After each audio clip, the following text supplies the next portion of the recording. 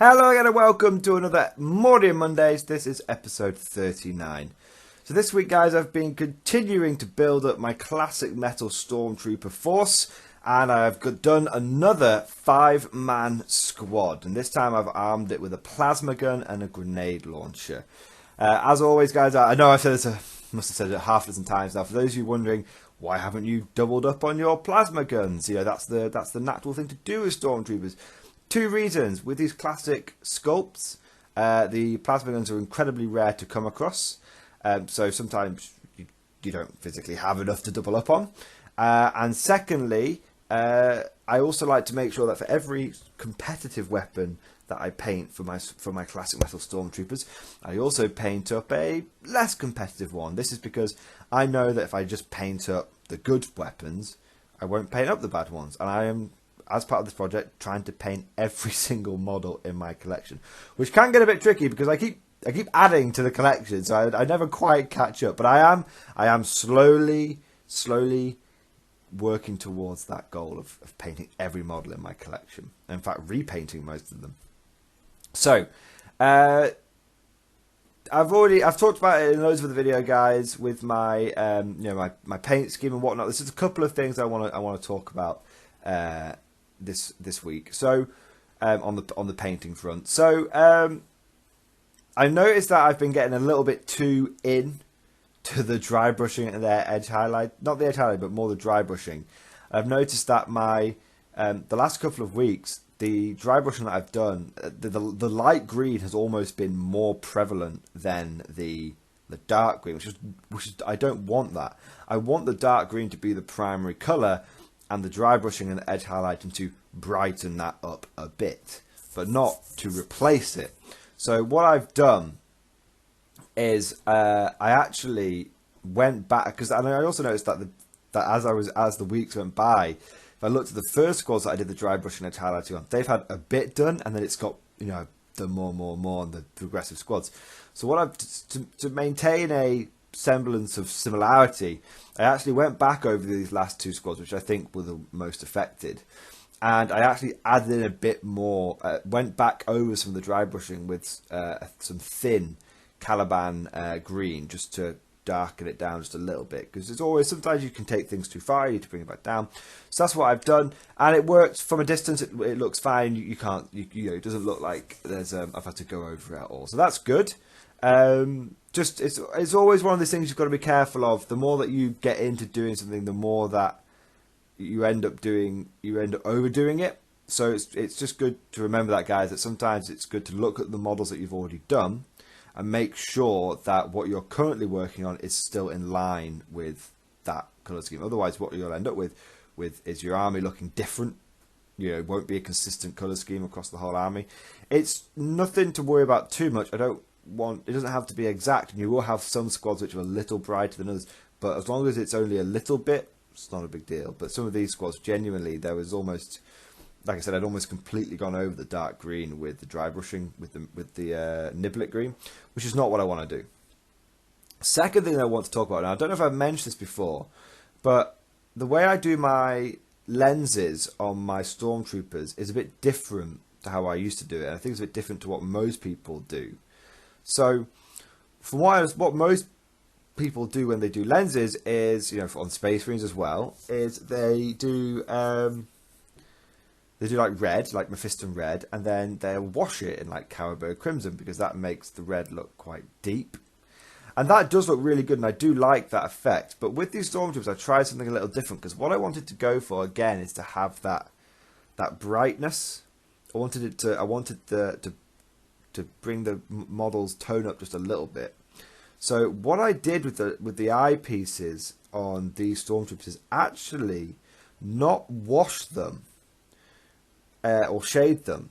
I think it's basically I glazed it, and I used, is it Soulstone Red? I've got it here somewhere. I used Spirit Stone Red, which is a technical paint. And you're not really meant to use it for this, but I've actually, and when I told before the last time I went in, when I told my games, my games workshop guys what I was doing, he thought I was bonkers, because what you're meant to use things like Spirit Stone Red and is it Soulstone Blue? And Soulstone Blue, the technical paints, is you're meant to put it over a silver.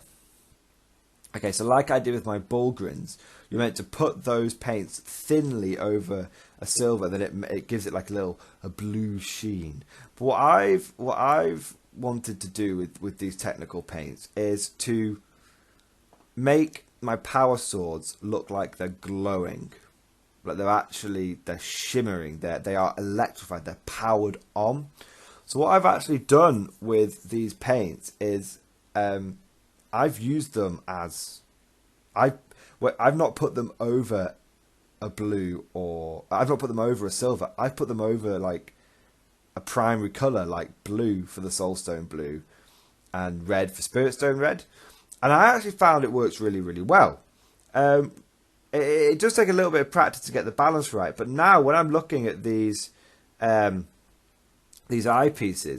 on these Stormtroopers, they actually look like they're glowing a little bit, and the reason for that is because it's a glaze, basically. Rather than, and I could be totally wrong here. I'm not a painting expert. This is purely amateur stuff, and please tell me if I'm totally bonkers and doing this wrong.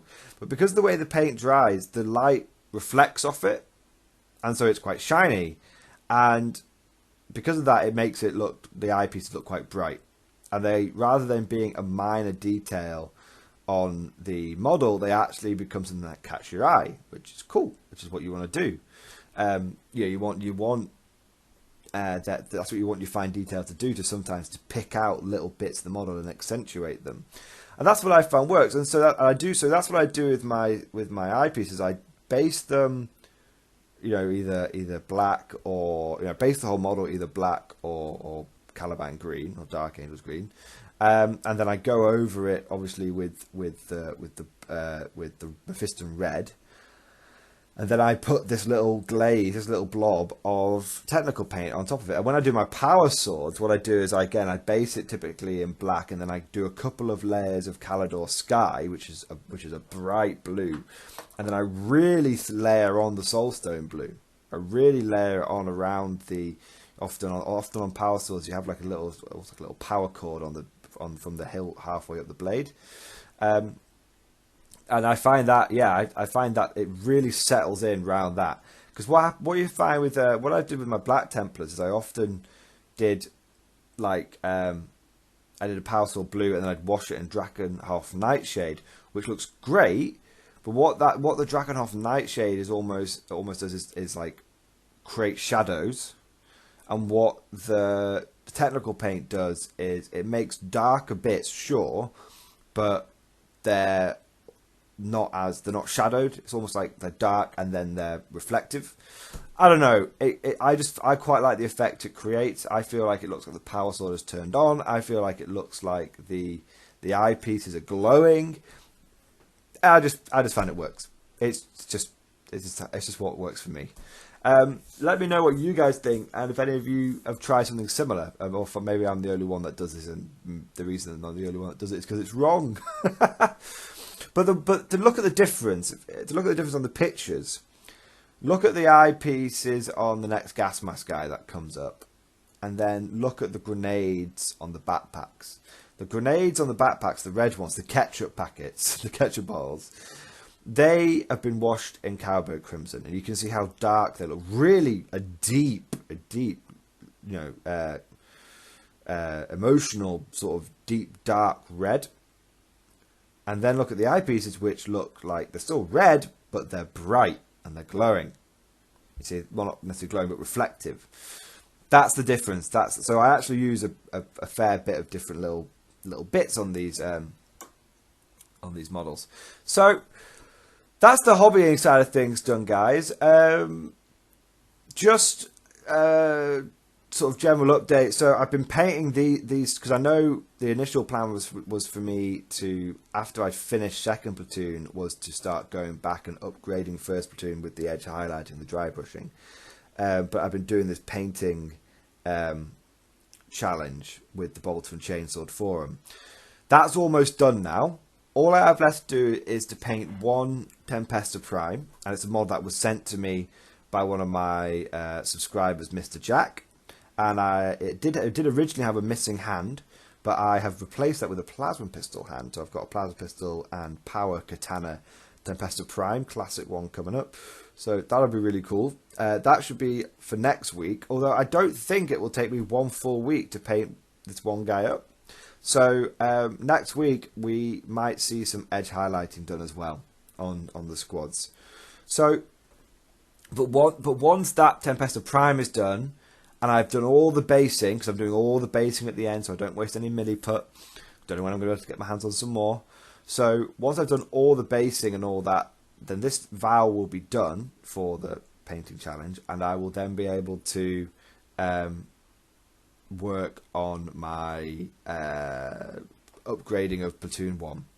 And then once that's done, what we will have is 2 full platoons and a solid foundation for the assault corps.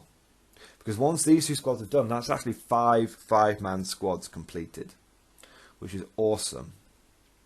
And once those 5-man squads have been completed, once the first platoon's been finished, I can go back and finish off the rest of the classic stormtroopers, which I think will probably be the aim of the game. Because if this lockdown, the coronavirus lockdown continues for however long it's meant to continue for, which is until June, so for another couple of months at least. If I might be lucky, I might get all my first platoon upgraded, and I think there was a squad from second platoon that needed it as well. So get all my models done with the edge highlighting and the dry brushing, and then I'll also have time to make a real solid dent in the assault corps. And I think I'll be. I think there could be a chance, especially if they're saying this lockdown could be going on until the end of the year.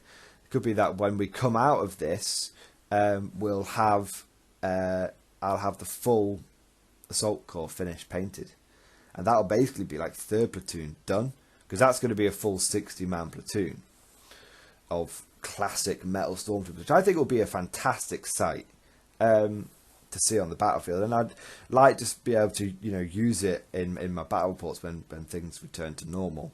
I think it'd be really cool as well. I mean, I don't know how I'd do it. I don't unfortunately have the contacts or the internet cred, the street cred yet.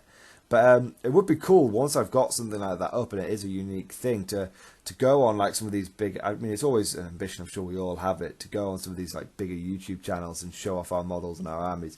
I think it'd be really cool to end up on one of those like YouTube channels and show off here's the full infantry guard Mordian army, or here's the full classic stormtrooper army. That would be really cool, But unfortunately, I don't have, like I said, I don't have the street cred, and I'm not in with those people at the moment. So one day, something always to aim for. I mean, how cool would it be? Going completely off topic now. How cool would it be to end up on something like Striking Scorpion or Winter's SEO or Tabletop Tactics? That'd be awesome to be like, yeah, look, I'm Mordian Glory, and oh man, trying to fanboy too much. It'd be funny, wouldn't it? But anyway, I'm not going anywhere for the next 3 months. So there we go. Oh man, I'm gonna forget how to play Warhammer. I'm gonna have to end up playing it against myself, or draft the fiance in to try and make her play it with me. She does have a small Necron army, but I'm pretty sure it's just to placate me.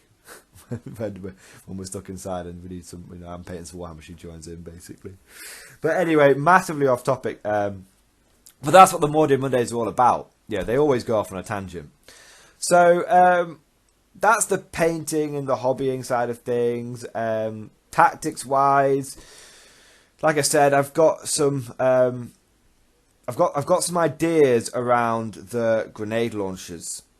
I've got some ideas around grenade launchers for my Scions. I think that I've hinted at this a couple of times over the last few weeks. I think that grenade launchers could be a hidden gem, especially under the new Scion custom regiment traits. I say custom traits, but the new Scion traits. The ones that I've been looking at the most is the Lambton Lions, because I think they are the best take all comers competitive Scion regiment to use in competitive play. So because they allow you to, well, I don't want to go into too much, because I'm actually going to do a full review on each regiment trait. I'm going to finish off my Death Corps of Krieg videos, which will be finished this week. I've only got one left to do there. I've just got the super heavy video to do, and then I'm going to do some lore videos, and then I'm going to be moving on to Scion Tactic, and at the same time I'll be doing Scion Tactic videos, and I'll be doing a full series, one video dedicated to each regiment, Scion regiment, and how they compare to each other, and how they can be used in a standalone army and as a auxiliary force to another Imperial Guard army as well. So I think that would be really good to do an updated, dedicated Scion series. I think that would be really, really cool. Got plenty of pictures to use for it, and I'm sure you guys will send me loads of pictures in as well. So that's really it, guys, from the sort of hobbying point of view and the tactics point of view. I don't want to go into it too much because I want to get into it more in the actual series. There's not a huge amount that's been going on apart from that. Of course, I hate talking about it because it's all everyone bloody talks about. But of course, pretty much everyone's locked down these days, or especially in the UK. So it's not as unfortunately, I'm not obviously able to get that many proper battles in. So it does unfortunately mean I've there's not as many battle reports that I can do at the moment. So I've been thinking of mixing things up, and it's purely just for me to kill time myself, and to also put out a variety of content for you guys, because I'm trying to do my bit, for the war effort and keeping everyone entertained, and but it's easier to do that if you're doing a variety of shows. It's not the same thing over and over again. So I've been thinking of doing some like video game videos. I'll be honest though, everyone and their mums has been doing video game videos. I started out doing video game stuff. Go and check out some of my earlier videos. Cringeworthy as anything. If you want a good laugh, go and see my original Command & Conquer playthrough. I was so awkward. It's brilliant. I actually enjoy going back and watching it a little bit, because it makes me realise, I've gone from awkward first videos trying to be like super technical and everything to what I do now, which is totally off the cuff and unprofessional. But so I've been thinking of doing that just for my own entertainment, and for you guys, something to watch, isn't it? It's always, I've pretty much watched everything I want to watch on Netflix now. I'm starting to watch things I don't want to watch, which is just boring. And I'm sure it's the same for you guys. We've all burned through the content that we want to watch. We're all up to date on the like I said, Tabletop Tactics and the Winst SEO and all those big YouTube channels, and it's just good to mix things up and provide variety. However, like I said, everyone was already doing those videos, and now even more people are doing them. So they don't ever get very many likes. Whenever I've done like the occasional Space Marine videos or Dawn of War videos, they don't get very many views. But I'm not really, as I've always said with this channel, and I have to remind myself a little bit. It's not necessarily about trying to get as many views as possible. If I do a video and it gets 10 views, it gets very few views, but those 10 people have found it useful and have learned something from it, and they go to their next game and they implement that tactic and it helps them, that video is a success. If one person gets something from one of these videos, that's a success. Even with these hobby videos, like Mordian Mondays are my favourite, and like I said, we're going totally off topic now, but I'll be wrapping up in a second, guys. We're just talking about YouTube and stuff in general, and channel and whatnot, and it's all this just general YouTube advice. If any of you are thinking of doing your own channel, go for it. I'll always do a shout out for new and upcoming channels and all that. What I was going to say is, I don't do YouTube to try and get as many likes as possible, or as many views as possible. I just do it because I enjoy it, and I love it, and I love 40k, and I'm really passionate about it. And as I said, if just one person finds one of my videos helpful, then that video is a success. That's all that matters. And I'm always trying to improve the channel. I'm always trying to improve the quality of the videos that I put out. So I've, over the year, I've bought better headsets. I've bought better PCs so I can do better video software. I've, light boxes, better video cameras for doing the battle reports. Putting a lot more effort into the painting. That obviously costs time and money and all that kind of stuff. So I do put a lot into the channel, but at the end of the day, I'm very fortunate because I just do it for fun, and because I'm not doing it, and it's not my business. It's not my livelihood. There's a lot less pressure around it, and I think if I had, I think some people have asked me before, would you do it as your main source of income? If you could do it as your main source of income. And I genuinely don't know. I genuinely don't. Because when you do it as your main source of income, there's a lot more pressure around it. And every video has to be bringing in the views and the likes and the dollar. Whereas with the fact that I don't use it as my main, none of my videos are monetized. I've not got a single monetized video. People say, you're mad. You could make loads of money. You get quite a few views each video, relatively speaking, the size of the channel. And it's like, yeah, I could, but if I'm monetizing every video, the problem, and it starts becoming more and more about the money, then I've got to chase the money. And if I do that, the risk is that I won't be doing videos that I like and that I enjoy. If going off that, I wouldn't be doing Mordian Mondays, because Mordian Mondays are actually the series of videos that gets the least views. Consistently gets the least views. But I don't care, because the people that watch it find stuff that I'm talking about semi-useful, or they just enjoy the rambling brain dump that tends to be the Mordian Mondays. So yeah, that is not only is it more enjoyable because it's less pressure, but it also allows me, in general, to focus on one thing, which is the Imperial Guard, and I could talk about Imperial Guard for hours and hours, and have done. It's all documented on YouTube, isn't it? But if you do a video, if you dedicate it as your life and your main work, you've got to then basically chase the meta and chase the news. You've got to be like, what's the latest update? Space Wolves and whatnot. And I'll be honest, I'm totally unqualified to talk about Space Wolves. I don't know anything about them. They're a type of Space Marine, and they were about Vikings, but now they're about wolves. That's the extent of my knowledge on it. But if I was to do a video, if I was to make this my main thing, then I would have to try and blag it. It's just not me, man. I just enjoy Imperial Guard. I enjoy a couple of other factions, and I enjoy 40k, like the lore in general and stuff. But my favourite books are always the Imperial Guard books. I love the Gaunt's Ghost books, and that is the fortunate position. That's the niche that I like to live in. That's my little bubble. So if I was to give any advice, general YouTube advice, to someone who is starting a YouTube channel, I don't know how we got on this topic, but we're here now. Before you start, I would ask yourself the very important question: are you doing this as a source of income?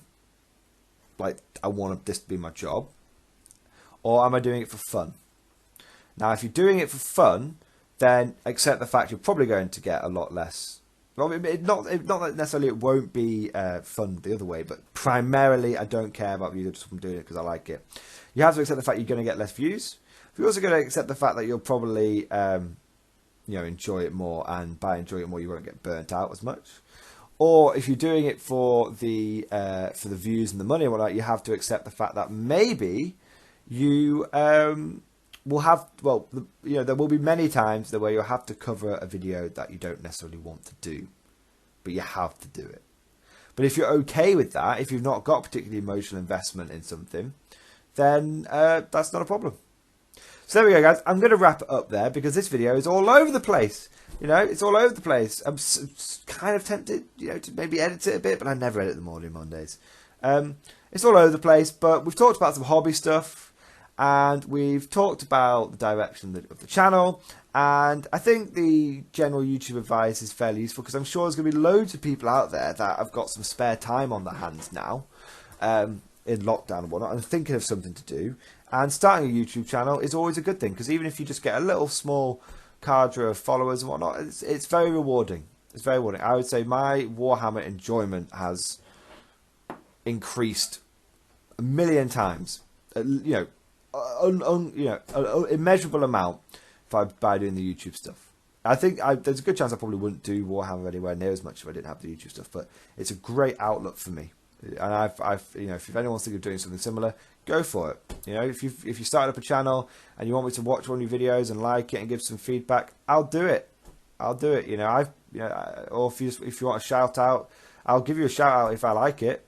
You know, if I don't like it, I won't do a shout out. If I do like it, I will do a shout out. That's what you're meant to do, right? So there you go. If anyone's got any comments, please leave them down in the comment section below. Any thoughts? What have you guys been working on? I know we're all going to be working hard on our hobby. It's not all about me. It's not all about me. You know, I could be very selfish and self-centered, but it's not all about me. Got to remind myself of that sometimes. You guys are all going to be busy working on your hobby projects. Put down in the comment section below what you guys have been working on. And if you've got like any pictures or anything, put them on my Facebook page and I'll take a look, or put them on Imager and send me a link in the comment section. I'll take a look. You know, I'm sat at home too. So I hope you guys enjoyed this video. Let me know what you think, and of course, I'll see you guys next time.